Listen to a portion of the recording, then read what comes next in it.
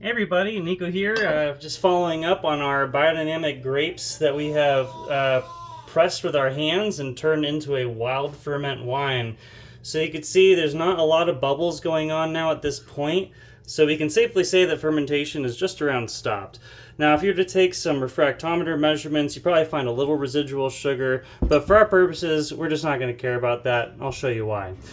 So it's starting to kind of clarify a little bit. You can see some clarity. So there's not a lot of yeast still in suspension. You can actually see most of it here at the bottom. So that's another good sign, you know, with no bubbles, not much life to it. It's probably about time to rack off of the lees. So what we're going to do is take our little bits and we're going to pass it through I guess a filter, sort of. It's just a screen, something, anything that works that has holes in it, you can pour off the grapes. So here you go.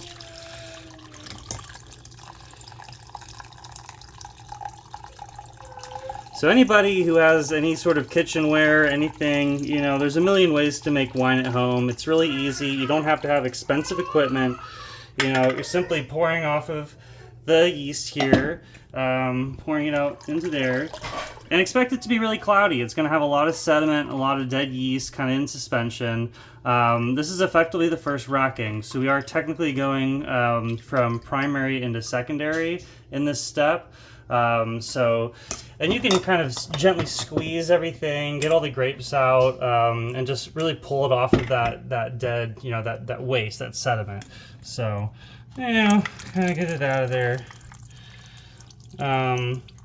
But what's really cool, so you're going to end up with a bunch of sediment. It's going to be really cloudy. But then we're going to put it in a jar, a couple jars, and we're just going to put it in the fridge. And within probably a week or so, it's going to clarify.